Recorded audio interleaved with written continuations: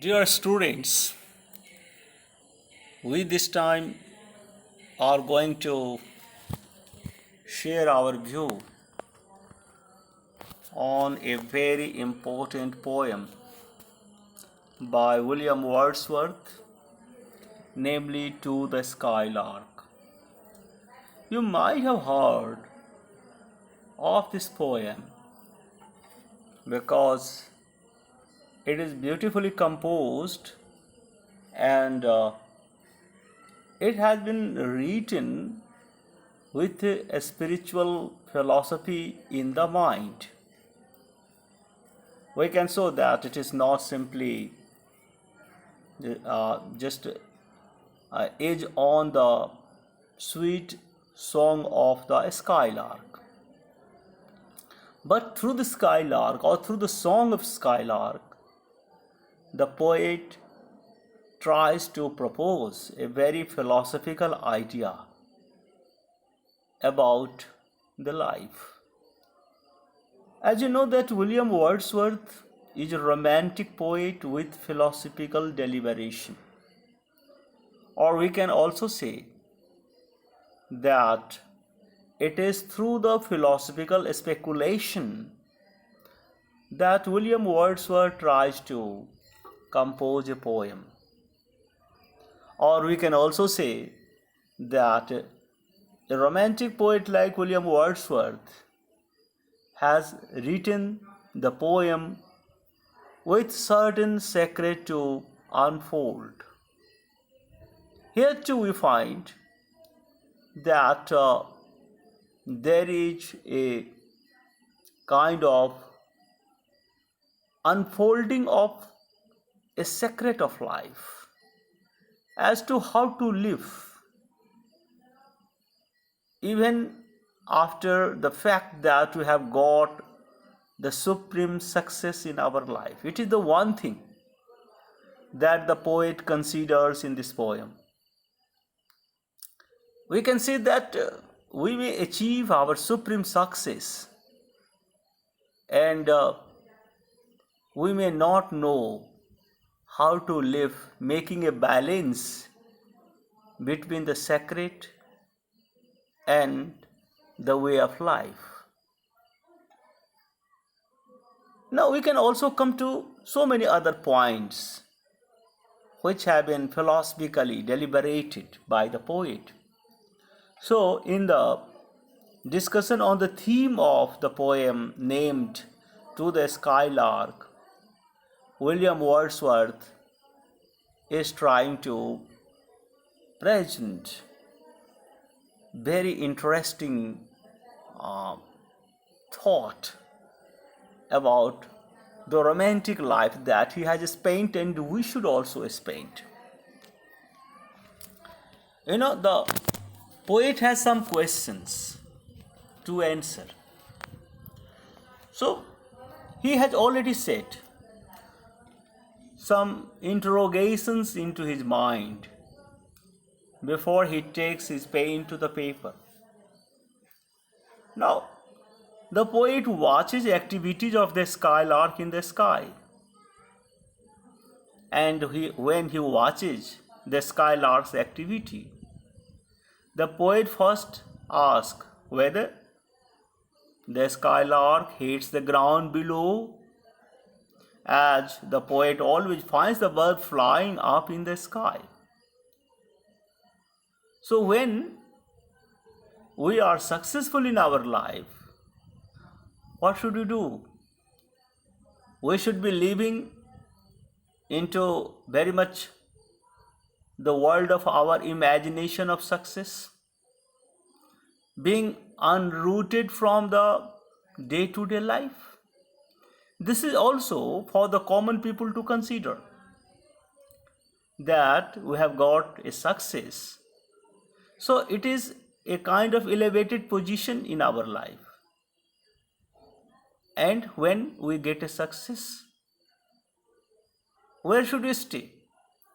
In our own world of rapture due to the success, or we should be very much rooted to the normal way of life. Now, there is another question whether his mind, I mean, Skylark's mind and eyes still engrossed in the thought of home on the dewy ground. It is what we are talking. Dewy ground, this ground full with confusions, full with mysteries, where we spend our life. When the skylark is flying high in the sky, he is still engrossed to the thought of home, or where actually we are spending our life. We are spending our life in this dewy ground, in this dewy world, which is full with suffering, trouble, and tortures. So it happens that we avoid all these kind of things. We want to be away from the day-to-day reality. And it is a very, very just easy-going life for us. We think that we should live away from this dewy world. This is the second question that the poet has in his mind to answer through the flight of the skylark. No doubt the poet praises the bird for the sweet melody. We can say that yes, he is just singing melodiously. No doubt the skylark deserves praise. And likewise, we can say there are so many people who have good points of success and they should be praised. But now it is up to the people who have got success whether they should live into that happy world of success or they should try to be the normal being, or they should also think about the world here.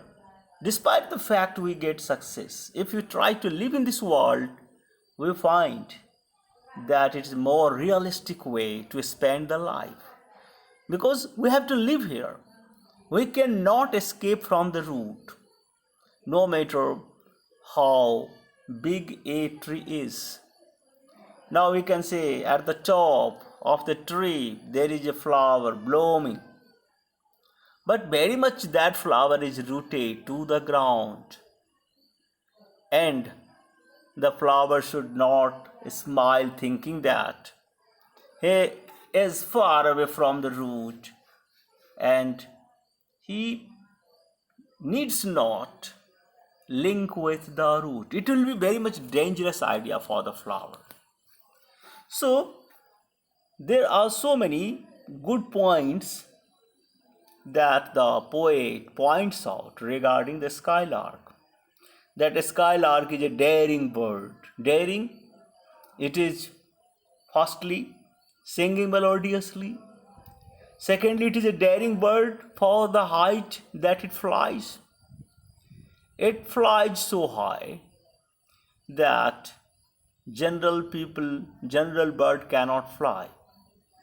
So it is the reason that the bird is a daring one. So a strong bonding is with whom? It is also to be a virtuous point to note down that the skylark is flying high, however, it has a strong bonding with the home. It is where the skylark is giving a lesson to follow for all of us, that it is singing melodiously, it is flying high, however, it is keeping the strong bonding with home. It is to be followed that we may be successful. We have so many virtues, however, we should have a strong bonding with the day-to-day life, with the world where we need living. Now the song of the skylark spreads throughout the plain and fills with the divine rapture of the timeless melody. So he is just going to light on the song which is spreading into just the flame, and it is filled with divine rapture. It is so melodious, it is sung so beautifully that the plain is full with divine rapture. It has timeless melody. We cannot say that it is going to last or it is sung for a few days and for a few hours. It is the melody which always remains. And it is why the music has timeless existence. If the music has been sung through heart, it remains always. So we can say that the bird is a wise one. It is what wisdom is prevailing in the bird, and we should also show that kind of wisdom, because skylark is a symbol for all human beings, that let them live as a skylark is living, that it is living with divine rapture, it is living with timeless melody, it is flying high, it has a strong bonding with home, and it is where wisdom lies. It is why the skylark is a wise bird. It remains connected to the root. Here is the wisdom. And we find that we have almost several kinds of problems, all because of the fact that we do not show that sort of wisdom, that we always try to live above the ground. Naturally, we will be falling because we cannot stay in the air for long, no matter how much command we have to fly. One day we need falling to the ground, so we should not be disconnected. And just it is the wisdom of the skylark which makes him remain true to both sky and the earth. So our eye should be on our high flight, and our eye should also be on the earth to the root. So this kind of balance is the formula for a successful life. Now the poet further describes that this bird is Ethereal Minstrel. The speaker begins to call it an ethereal minstrel or celestial folk singer, because it is a divine singer. And it is also described as pilgrim of the sky, a traveler of the sky. So it is once again a divinity that is not in the skylark but in the virtue of a skylark. So the bird is nothing if it is not endowed with the quality of singing, which is a divine one, or whole sky is open for us to travel, and on our imagination we can fly high and high and high, because there during the flight we can have new idea, new discovery we find from there. So we are on journey to search and search. It is why the skylark has been described as pilgrim of the sky. So an inventor is the pilgrim on his path. Here the path of the skylark is sky, and it is just traveling with a purpose, that it wants to find and add divinity to its song. And so for human being also, because he has been endowed with creative faculty, he can fly high on his imagination, and therefrom he can search the new and new thing to enjoy with, and to make the world enjoy as well. So, Skylark is enjoying itself by the divine song, and the world is also filled with that kind of rapture. And it is what the human life is.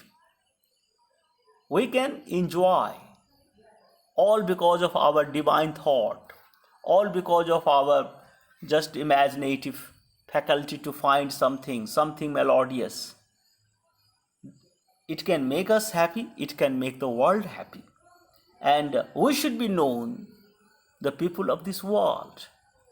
It is here that the best success lies. So the poet always sees the bird high up in the sky, singing and wandering. The divine melody is constantly composed by his quivering wings. Now, due to the flight, we find the bird just makes the wings quiver, and it produces a kind of music. And when we are flying on our imagination, or when we are flying on the just wings of imagination, it creates a kind of very good composition, and it is the brilliant thing that comes out. It is why the poet calls the bird he, means creator. Saying it he means the creator who has the ability to create something divine for the world. Now, there is another kind of explanation about the bird, that it is a song on perching bird. Now, it is sitting at a high place, and therefrom it is singing. It sings only when it is in flight. Flying high in the sky and singing because of the quivering wings is the very much virtue of the bird. It cannot sing at home. So we can sing when we are on the flight of imagination. The poet, like William Wordsworth, is singing always in his imagination. And it has a very wide open. It is as wide as is the open sky. There is no limitation of our imagination. We cannot realize how great is the field of imagination. So it flies to the last point of vision and beyond. We cannot see the extent of our imagination. The more we fly high, the more extended is its horizon. So we fly and fly, and we add something divine, and we find that no, there is no end of anything else. So the poet calls it daring. It is here. The poet is a daring one, because he is flying on the wings of imagination. So just we can be fearful of the height, and to imagine is not a child's play. We cannot see that it is an easy-going process. But if you know how to fly on the wings of imagination, as a skylark is knowing, we can definitely serve to the people in the great possible way. We can also make our life the most successful one. And so there is a strong and unbreakable bond between the skylark and his home. We should not forget that there is a root to which we are always related. And herefrom we can get the inspiration to fly and fly and fly. We know that here we are going to come back. We may fly so high in the sky, however, we are just to be linked with our root. Then our life becomes a rapturous one, a mirthful one. And it is rapturous not for us, but for the rest of the people too. Now, I just think that music is timeless. And we can say that the poet has so many ways to express it. The poet calls it mightiest. Poet calls it proud privilege, and it sings independent of leafy spring, season, earth. So it is singing independently. It is not affected by anything else. And we become that sort of creature only when we are just looking within, because the very much inspiration is within, the very much creation comes out from within, and just it is not going to be related, going to be dependent on any outside factors. Most often we hear the people talking that there is a certain condition only when just he is able to do something. So that is not what we can call the way to just innovate timelessness reality. So the poet is of the view that we should try to create from our internal examination of life. Here we have plenty of material to work on. We cannot find outside our existence for the best creation. It is within us that the knowledge burns, and we try to just think, being independent of anything else. And the timeless music is coming out only when we sing from within. So we can say that there is another singing bird that poet has discussed, that is nightingale. It is also songbird, but it sings in the forest. It cannot fly. But here the skylark sings while flying. A skylark possesses the privacy of glorious light. We can say that we have all the open sky to fly and to fly and to sing and to sing. Here a nightingale just has limitation, that it is always singing into the forest. So the skylark has major just possession, and we can say that there is a contradiction also, as how the open sky provides privacy to the lark. Because here we can say that poet means that here he is flying and he is looking within to sing. And so this open sky is a way to research. And we can say here he is alone to sing and to sing. And he is looking within. We can only just look within when we are in a melancholic stage of life. And into that stage of life, we find that, we have the privilege to think a lot. Now, so just we have so many points that we have mentioned. We can understand that it is a very strong point that we have come to know, and we have tried to focus on so many important idea about the Skylark that the poet called William Wordsworth is talking about. We have so many good things to take into account, and we can say that we are living here with a reasonable amount of thought, with a reasonable amount of time, and we have so many important points to talk about in the next discussion. So here we stop, and we should be happy to note all these things.